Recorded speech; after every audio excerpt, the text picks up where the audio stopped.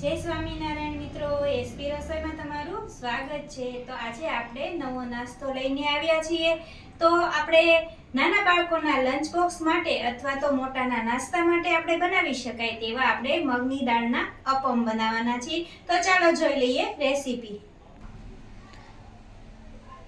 તો આપણે મગની દાળના અપમ બનાવવા માટે અહીંયા 100 ગ્રામ મગની દાળ લીધી છે। આ મગની દાળને ઉફાળા પાણીમાં આપણે 1 કલાક જેવું પલાળી દેવાનું છે। તો જો મિત્રો, મેં 1 કલાક આ મગની દાળને પલાળી દીધી છે અને એકદમ આપણે આવી રીતે ફૂલી જાય અને સોફ્ટ થઈ જાય એટલી ઘડી આપણે પલાળવાની છે।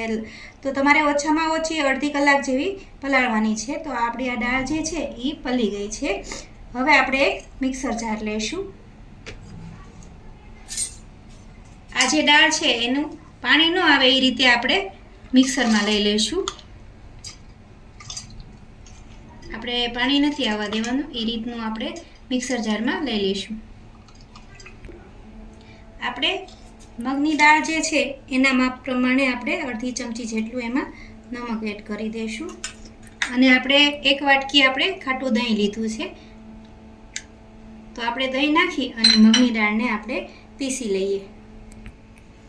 દાળને આપણે મિક્સરમાં પીસી લીધી છે। જો કેવી રીતની પીસવાની છે, તો આપણે એકદમ બેટર બની જાય એ રીતની આપણે પીસી લેવાની છે। તો હવે આપણે એક વાસણમાં લઈ લઈશું એને। જો આવી રીતની થોડી કરકરી હોય તો પણ ચાલશે। તો જો આપણી મગની દાળ જે છે એ પીસાઈને રેડી થઈ ગઈ છે। આપણી મગની દાળ પીસાઈ ગયા બાદ આપણે એમાં 1 કપ રવો એડ કરવાનો છે। જે ઝીણી સોજી આવે છે એ જ તે આપણે એમાં એડ કરી દઈએ। બરાબર એને મિક્સ કરી લઈએ। આપણે જેટલી આપણે રવો લીધો છે એ જ પ્રમાણે આપણે 1 વાટકાના માપ પ્રમાણે એમાં પાણી એડ કરવાનું છે। અત્યારે આપણે 1 કપ જેટલું જ પાણી એમાં મિક્સ કરવાનું છે। પછી જો આપણે જરૂર પડે તો જ આપણે બેટરની અંદર પાણીને મિક્સ કરવાનું છે।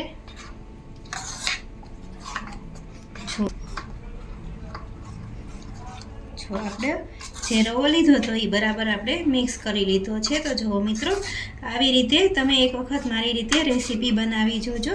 આ બહુ જ સરસ અને હેલ્ધી નાસ્તો બનીને તૈયાર થઈ જશે। આપણે બાળકોના ટિફિન માટે પણ આપણે બનાવી અને રેડી કરી શકીએ છીએ।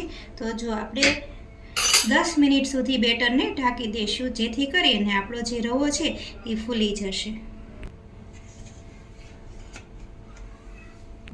હવે આપણે એક મસાલો તૈયાર કરી લઈશું। તો આપણે એક કઢાઈમાં 1 ચમચી જેટલું તેલ ઉમેરશું। આપણે તેલને થોડું આપણે ગરમ થવા દઈશું। હવે આપણું તેલ ગરમ થઈ ગયું છે। એમાં અડધી ચમચી જેટલી રાઈને થોડીક ઝટકવા દઈશું। ગેસની ફ્લેમ ધીમી કરી દઈશું। આપણે અડધી ચમચી જીરું, અડધી ચમચી હિંગ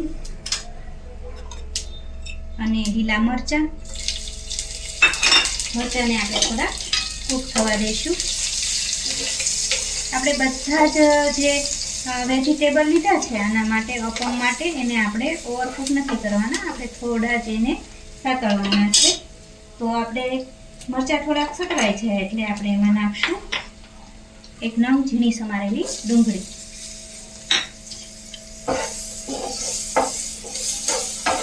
એને પણ આપણે મિક્સ કરી લઈએ।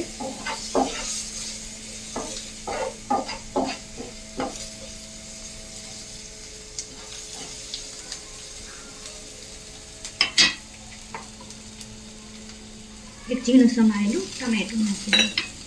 અને જો મિત્રો, તમે જેવું તીખું ખાતા હોય એ તીખાશ પ્રમાણે તમારે તીખું બનાવવાનું છે। તો અહીંયા મેં આદુ મરચાંની અને લસણની પેસ્ટ લીધી છે। તો થોડુંક જે નાસ્તો છે એ તીખો હોય તો વધારે ટેસ્ટી લાગે। તો 2 ચમચી આપણે આદુ મરચાં અને લસણની પેસ્ટ લીધી છે।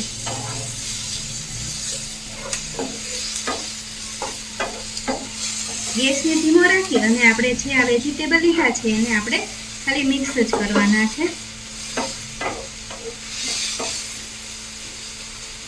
આદુ મરચાં અને લસણની પેસ્ટ જે છે એ મિક્સ થઈ જાય પછી આપણે મસાલાના ભાગનું નમક એડ કરી દઈશું. તો જો આપણે બેટરની અંદર નમક એડ કર્યું છે એટલે આપણે જરૂર પ્રમાણે જ બેટર એડ કરવાનું છે. હવે અહીંયા મેં 2 નંગ ખમણેલા ગાજર લીધા છે, એને પણ આપણે એડ કરી દઈએ. મિક્સ કરી દઈએ બધું.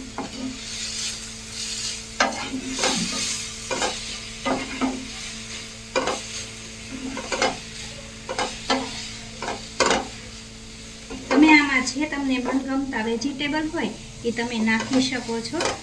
તમારો નાસ્તો વધારે ટેસ્ટી બનશે. બધું મિક્સ થઈ જાય પછી આપણે થોડા મસાલા કરી લઈશું. તો આપણે આમાં કાશ્મીરી લાલ મરચું, ધાણા જીરું પાવડર અને આપણે અડધી ચમચી હળદર મિક્સ કરી લઈએ. હવે આપણે ગેસને બંધ કરી દઈશું અને મસાલાને આપણે થોડો ઠંડો થવા દઈશું.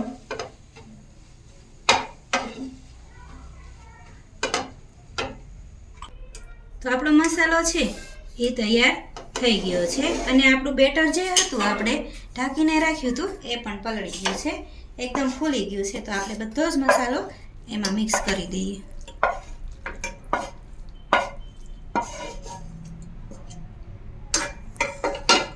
આપણે મસાલાને અંદર મિક્સ કરી દઈએ અને થોડાક આપણે લીલા ધાણા એડ કરી દઈએ.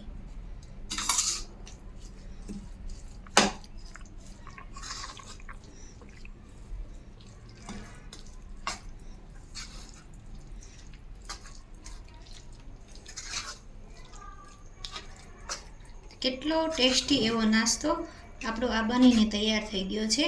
અને આપણે અપમ જે છે એમાં તેલનું પ્રમાણ પણ નથી હોતું એટલે ખાવામાં ખૂબ જ હેલ્ધી રહેશે આ નાસ્તો. અને નાના બાળકો હોય એને મગની દાળ ભાવતી નથી હોતી, તો તમે આવી રીતે મગની દાળના જો અપમ બનાવી અને આપશો તો જેટલા બનાવશો એટલા ઓછા પડી જશે. તો આપણો બધો જ મસાલો મિક્સ થઈ ગયો છે. હવે આપણે બેટરમાં જે આપણા અપમ છે એ ફૂલી અને પોચા બને એના માટે આપણે 1 પેકેટ ઈનોનું નાખશું અને ઉપરથી થોડું પાણી નાખશું.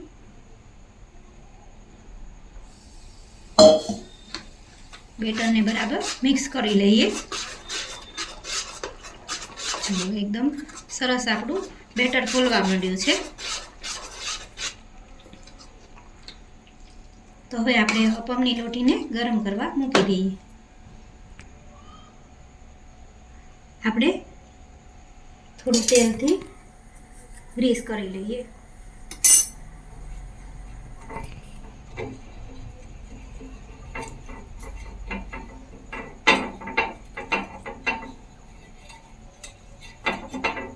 હવે આપણે જે બનાવેલું બેટર છે એ મૂકી દઈશું.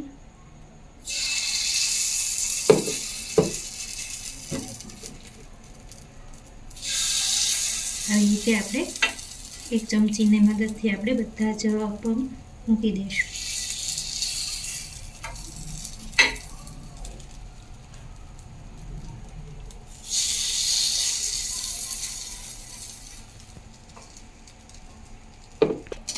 તો જુઓ મિત્રો, બધા જ આપણે અપમને મૂકી દીધા છે અને આપણે 2 મિનિટ એને ઢાંકી દઈશું જેથી કરી અને આપણે એકદમ સોફ્ટ અને પોચા અપમ બને.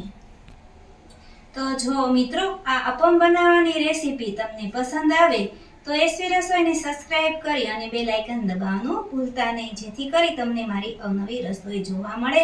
તો આપણે 2 મિનિટ મગની દાળના અપમને ચડવા દઈશું. તો 2 મિનિટ જેવું થઈ ગયું છે, આપણે ચેક કરી લઈએ. તો જો એકદમ સરસ આપણા અપમ ફૂલી અને રેડી થઈ ગયા છે. તો આપણે ચમચીની મદદથી એને પલટાઈ લેવું જોઈએ. એકદમ સહેલાઈથી આપણે પલટી જશે અને ક્રિસ્પી પણ બની જશે. તો બધા જ આપણે આવી રીતે પલટાઈ લેવાના છે. બંને સાઈડ આપણે એકદમ ક્રિસ્પી ચડવા દઈશું. અને આને તમે ચા સાથે અથવા તો સોસ સાથે પણ તમે ખાઈ શકો. તો આપણે બીજી બાજુ પણ થોડું તેલ થી ગ્રીસ કરી લેશું